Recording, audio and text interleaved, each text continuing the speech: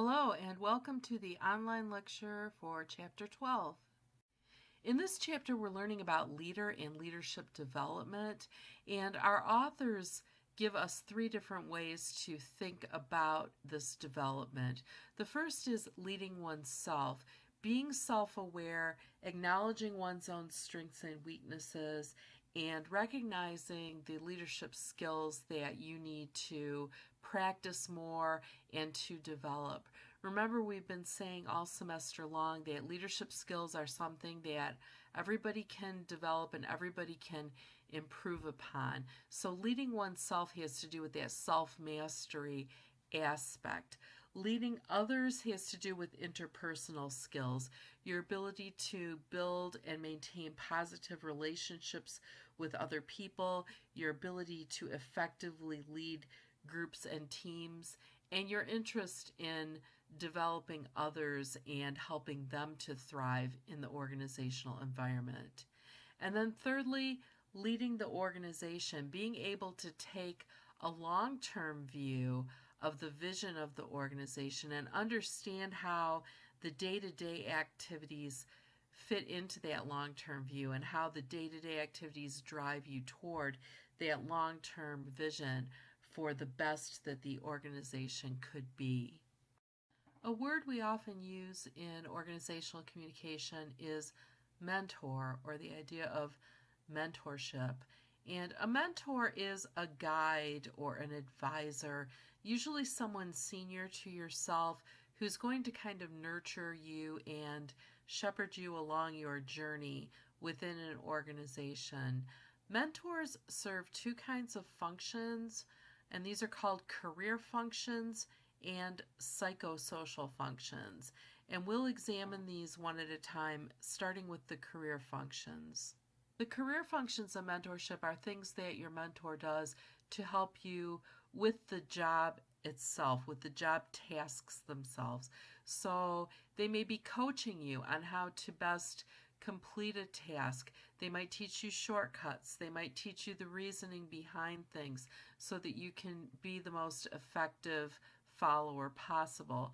The mentor might protect you from company politics, or if you're assigned to do a project and you're going to be turning it in late, the mentor might take the blame or help you to finish it in order to protect you from any negative consequences. The mentor might help make sure you get challenging assignments. When they know that you're ready to take the next step and to do something more difficult, they might step up and say, "You should let so-and-so do that this time. He's ready. It's time for him to step up." Mentors also fulfill psychosocial functions, and these are the things that happen on the more personal side of the mentor-mentee relationship. So your mentor might serve as a role model for you, someone that you look up to and aspire to be like. They may provide counseling for you when you need help with things like work-life balance or some kind of personal confusion that you're going through. They may give you advice about that. You may even develop a friendship. So whereas the career functions of mentorship have to do with actually nurturing you in how to do the job and do it well, these psychosocial functions are nurturing you as a person and having concern for your emotional and mental health and happiness. Now, you might find both of these functions in the same mentor. That's the ideal, and it's always wonderful to find a person like that. Or you might need a variety of mentors to fulfill these. You might have someone who's very good at fulfilling the career functions of mentorship, teaching you what to do to complete your job well, but you might not develop that strong personal relationship with that mentor. You might need a different mentor for that, but both sides of this are very important. Pay attention to the section in the middle of page 383 that talks about failing backward versus failing forward, and understand what these terms mean. When a person fails backward, they have made a mistake and then they look to place blame for it. They feel badly about themselves and others. They are unable to move forward. They might even quit. Whereas a person who fails forward, they'll make a mistake, but they will realize there's a way to move on. They will think about what they did wrong and how they can improve, and they will find a way to remain optimistic and to forge ahead. So think of these traits in a leader. If something goes wrong, the kind of leader who fails backward is going to be looking for someone to blame, maybe getting angry, whereas a leader who knows how to fail forward is going to say, okay, that went wrong. How can we do better next time? And how can we forge ahead? You may have heard of Stephen Covey's book, The 7 Habits of Highly Effective People. This has been a bestseller for many years, and it's widely used in business and management. Most leaders have read this book and will talk about the 7 habits. Most good leaders practice the 7 habits. These are explained in our textbook starting on page 390, so let's talk them over. This is a very brief overview of Stephen Covey's 7 habits, but you'll find them explained in detail in the book starting at page 390, and I encourage you to read those pages because they will give you more detail than I can here. But here are the 7 habits. The first is to be proactive. An effective person thinks ahead, plans ahead, is willing to take responsibility, and is willing to step toward challenges to meet them.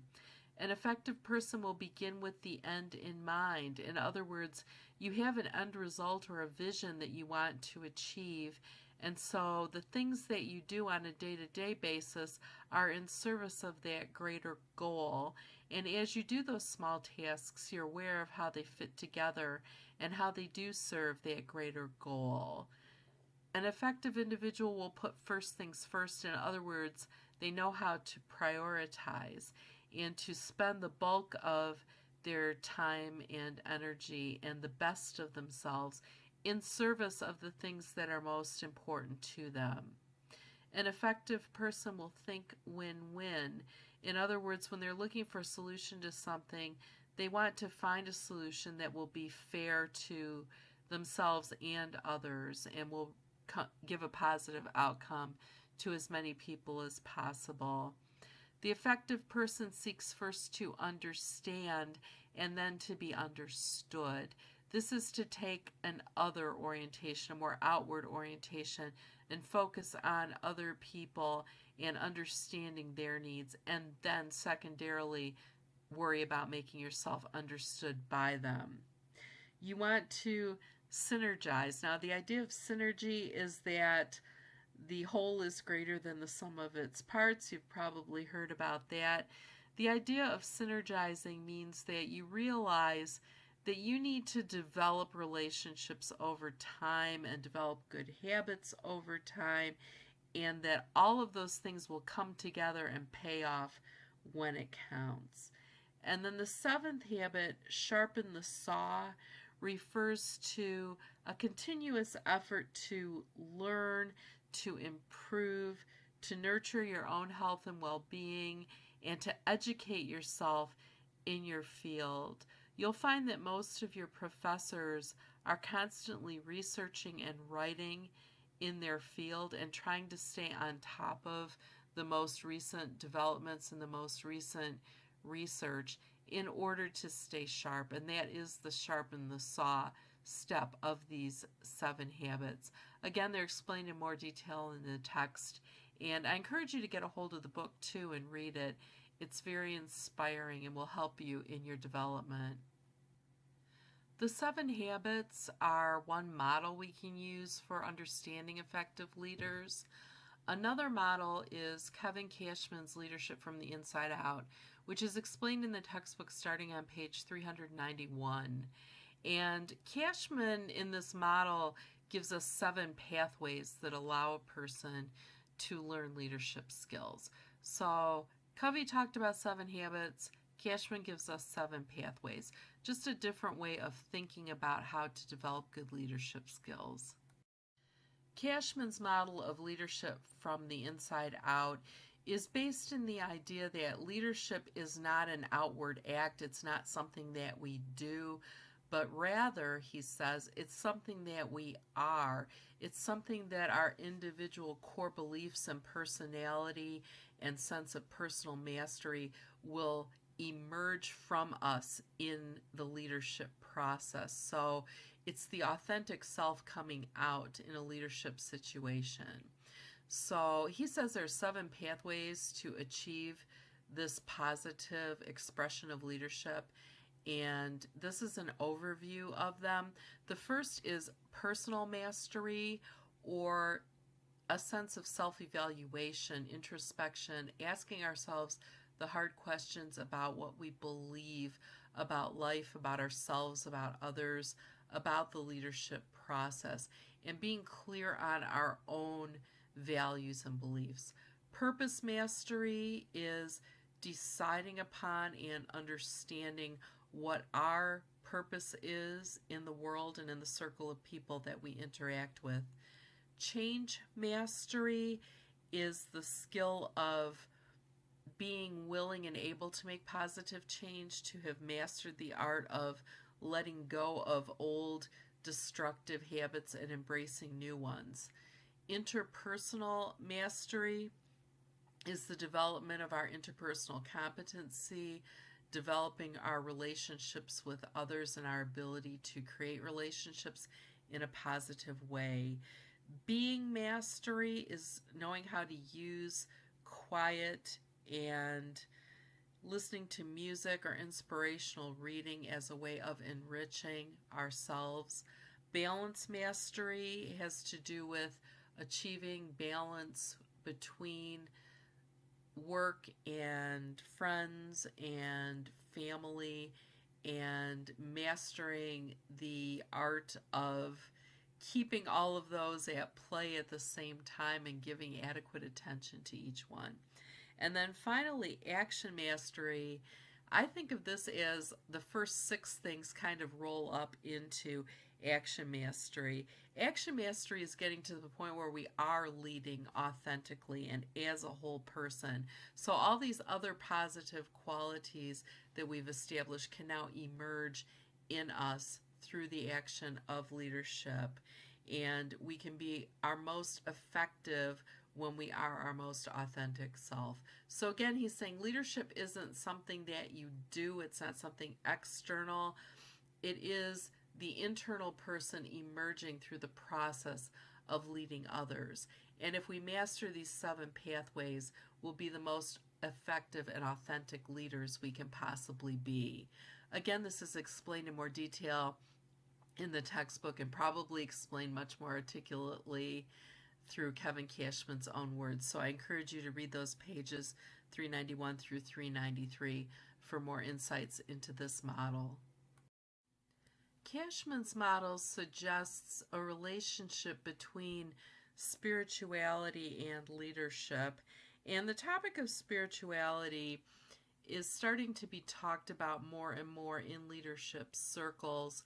Whether a sense of spirituality aids us in treating other people fairly and in caring for others and for developing strong interpersonal relationships. And that's going to lead us into another model of leadership development we'll examine. The Goetz and Fragers model of spiritual development is explained in our text beginning on page 396. And this model suggests that there are 4 stages of spiritual growth that we each go through. The first stage is unprincipled, and at this stage, the person is rather selfish and narcissistic. They might be greedy. They might have no consideration for others. We could think of small children as being at this stage of spiritual development, but we may also see adults who have kind of stalled at this stage. The second stage is conventional. This is the stage of spiritual growth where you become aware that there are rules, and there are consequences for disobeying the rules, and you are motivated to obey the rules in order to please others and to avoid punishment. So you're operating within the structures that other people have set up for you. And again, we probably know people who have kind of stalled at that stage of spiritual development. The third stage is self-actualizing. This is the stage where you have a certain degree of self-awareness. You're developing your own sense of right and wrong. You have your own sense of morality. You've thought through and reasoned through what is good and bad behavior. So you're not merely confined by the rules that others set, but you have your own standards for what you should do. And then the final stage, integral, this is the highest stage of spiritual development, where you're committed to continuously examining yourself and your motives, and you're always improving and refining your sense of individual ethics and morality. So in all four of these stages, I think we can see different people we know, and we can see the different kinds of leadership that might come out of individuals who are at any one of these stages. Our authors conclude this chapter with a discussion of succession planning, and we touched on the importance of this in our chapter on crisis management. But it's important to keep it in the forefront of our minds that succession planning should not be left to chance. In our government, we have a succession plan for the presidency where if the president was unable to fulfill the duties, the vice president, then the Speaker of the House, and there's an order in which people would step up into the next higher job. It's also important to cross-train our followers so that they could step into one another's jobs, and you don't have a situation where only one person knows how to do the duties related to a position. Anything can happen, and the more forethought and planning we put into place, the more smoothly our organizations are going to run. As always, please read the chapter thoroughly. Contact me if you have any questions or problems, and I will talk to you soon. Bye-bye.